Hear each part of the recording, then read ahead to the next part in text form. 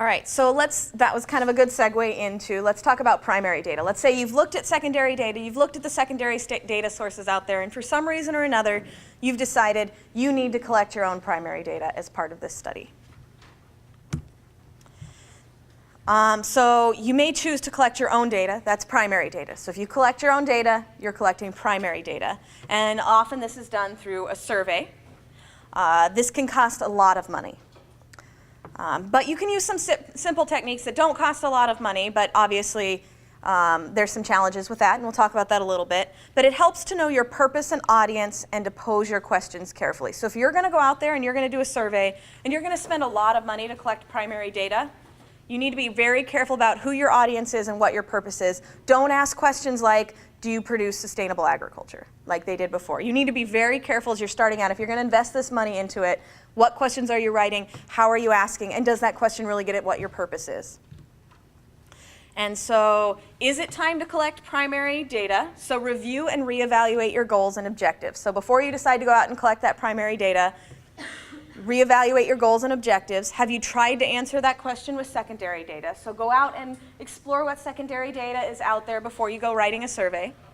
And why isn't this secondary data good enough? So have a good idea, okay, there is this secondary data out there, but it's not good enough because of X, Y, and Z. So that you can identify what it is really that you need the primary data for. What else do you need to know? And do you have the time and resources to continue? So from the very get-go, how long is this going to take? And how much is it going to cost? So the types of primary data collection, we can do surveys, and one example is a dot survey at a farmer's market, and I'll talk about this in a later slide, so I'm going to leave it there for now. You can also do interviews or focus groups. So you can convene a small group to discuss a set of questions. So maybe you bring a group of the vendors at the farmer's market, and you have a little focus group and talk to them. Or you go out and interview farmers at their farms. So you do a focus group. You talk to some people, get an idea of where they're at, what's going on, who are they selling to, what's their supply chain, whatever it is that you want to get at. And also you can do primary data by observation. So you can collect primary data by having somebody sit at the door of the farmer's market and count everybody, all the shoppers at the farmer's market. So that's also a form of primary data collection. So on sampling, it's almost always impossible to survey everyone or observe every situation. So as she was saying with the census data, right? The government does that, puts lots of money out, sends that survey to every farmer. Not everybody answers it. So you on your own primary data, it's almost impossible to get every single sample, everybody. So what we sometimes try to do is get what we call a representative sample. So we draw a random sample to represent the whole population. So in theory, let's say I know what the whole population of vendors are.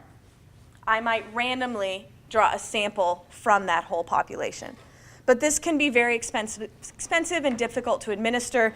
So a lot of times it can be hard to know, how do you know who your whole sample is? Do you know what everybody in this population is? So to do a perfect representative sample, you need to know what your whole entire population is, and often cases you don't. You don't have that information. So you can have a probabilistic sample. So that's where you target a certain group to serve your needs. So a certain group of farmers, so you target a certain group to meet your needs. A quota sample, so you can set targets or limits for groups of respondents. So let's say you're having people walk into farmers markets and you might want to set a quota of how many males and females. Maybe you want a gender representation. So you set a quota that I need 1,000 females and 1,000 males, or something like that. So a quota sample. A snowball sample, so that's one, if you don't know who your population is very well and you don't know who to talk to, you ask respondents to identify additional respondents. So you talk to one person and interview them or survey them and say, who else should I survey? And have them tell you more people that you should survey. And then you go talk to them and then you ask them who else you should survey. And so it kind of snowballs in that way. Or a convenient sample, so find respondents who are the most convenient. The last one is the easiest and least expensive. So whoever's convenient and easiest to find, those are the people you talk to. So there's a lot of different sampling methods, and you can see probably just by looking at it that there are definite positives and benefits or positives and negatives to each of these kinds of sampling. And just as a quick debriefer, so there's two kinds of data that you might be collecting in your primary data. You could have qualitative data. So that's data detailing maybe somebody's experiences at the farmer's market. It's very often in the form of interviews. So a lot of times these interviews and focus groups will be collecting qualitative data. And so it is descriptions that data cannot be measured using numbers. So it's somebody talking about, it's descriptions, it's interviews. It's not the data that's qualified by numbers. So maybe a farmer is describing how they decided to sell locally. I decided to start selling locally because of X, Y, or Z. That's qualitative data. Or a chef talks about how they always go and visit the farm before they decide to buy from them, or something like that. So that's qualitative data.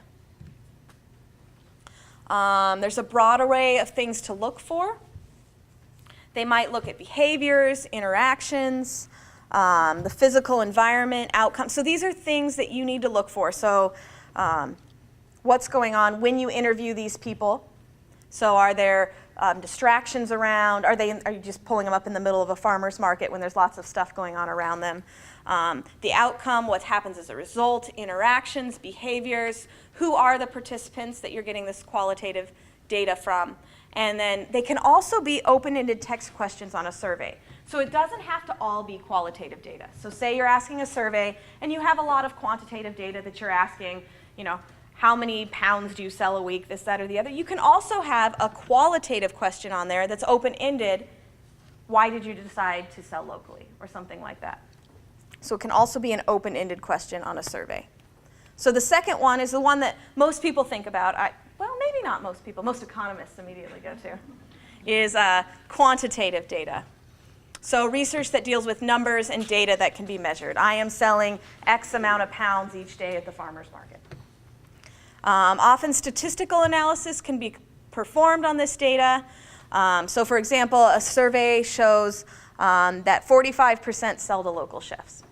That's a quantitative data. A count of those entering the market. So I said that you could just count how many are coming into the market. That's quantitative data. And I'm going over this kind of quickly because they're basic definitions. So let's go through a couple tips for effective surveys. So you've decided you have to do a primary survey. You know what you're going to ask. You've written that survey. Now what do? Well, we know that primary data collection is really expensive. So how can you make sure that you have as few things go wrong when you go out there and give that survey as possible? It's kind of general practice that you protocol to pilot test the survey with 5 to 10 individuals. So before you go out and administer that survey, you give it to 5 to 10 people to assure the survey questions are clear and not open to interpretation. So when you have those 5 to 10 volunteers, you ask them to do the following when they're taking the survey. So first they take the survey, tell you how long it took them to take it. They note any spelling or grammar errors, and they also identify any questions that maybe they didn't understand or they struggled to answer. And then you aim for the survey to be less than 15 minutes. In general, unless you have a really, really engaged audience, if you have a survey of over 15 minutes, as you get further, they get fatigued and they're either not answering the questions or not answering them thoughtfully. So you try to keep your survey to less than 15 minutes. And so I said I show you an example of a DOT survey. So this is kind of a low-hanging fruit, I think, when it comes to surveys. And it's also called rapid market assessments. And it was developed at Oregon State University actually to gather information at a farmer's market. So basically, these people came into the farmer's market and they were given some colored dots. And there were a bunch of poster boards up around the market. And it asked questions like this one. What products did you purchase at the market today? So as they left, they answered the question. I purchased fresh fruit, then they put one of their dots there. If they purchased baked goods, they put one of their dots there. So as they left the market, they just took their dots and put it on. And there might be a set of 5 questions or something like that. And they just answer by putting their dots on the board as they leave. So it doesn't take much of their time. It's very anonymous. They know that it's anonymous. And so a lot of times this can be a quick, easy way to get an idea of what's going on. That's less expensive than some other survey methods. Has anybody done this? Do you have any comments or insights on it? People think it's fun because typically at the farmer's market, they're there to meet people, and so they enjoy putting their dots on, they think about it, and they ask the person with them. And you have to decide beforehand, okay, am I going to survey couples or just each individual, because they usually should be shopping together. one of my favorite questions is how much did you spend today at the market? And I put a range of costs just to get a snapshot of the value of products being purchased. Good. So she was saying that they tend to think it's fun, but one caution that she had as she's doing it, she learned that you have to figure out how do you deal with couples. Do couples get 1 dot or 2? And you said you've done it before. Any? I very much the same thing, just be very specific. We did it for an implementation grant where we had a community kind of forum, and we had great response on it. And like you said, I think it's interactive. People seem to enjoy it. But I think the same thing you said, it's very low hanging fruit. Mm-hmm. Quick results. Good. Do you think for more than one day? Or A good question. He said, do you leave it up for more than 1 day? And I would say usually not, but it depends on your objectives, right? There might be certain questions that you would, but I think in general, people just leave it up for 1 day. The other thing is you have to be careful with these because one way that you can introduce bias, One way you can introduce bias to your results is so you can see on this picture here that people think that there's a right answer, right? So if there's a place where you have more dots, people think that's the right response. And so you have to make sure you change it frequently because you want to minimize that bias. Does that make sense to everybody? Right. But this is we're just trying to show that there are innovative ways, fun ways to try to collect information that aren't overly burdensome to respondents or to you and your time or your staff's time or volunteer time. Yeah? is there any kind of identifier for the dots, or that's not? No, that's a challenge. So there's no identifier. And actually, depending on the questions you ask, there's sometimes where so if you ask a question about, I don't know, why do you purchase food at the farmer's market? Say you get someone who actually is just walking through and they don't purchase food at the farmer's market, they may not put a dot in that question. So one of the other challenges is that you don't necessarily know the total number of people who responded. So what I always try to do if I'm doing something like this is to make sure I have one question that everybody's going to respond to, so I can also then have a benchmark the total number of people who responded.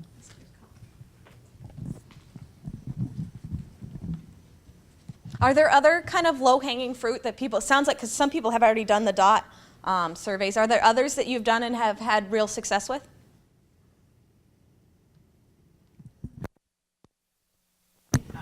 Numbers of people in the market on the hour, something that we regularly do. I don't know how successful that is, and just sort of trying to figure out how many people are coming. Counting number of people on the hour.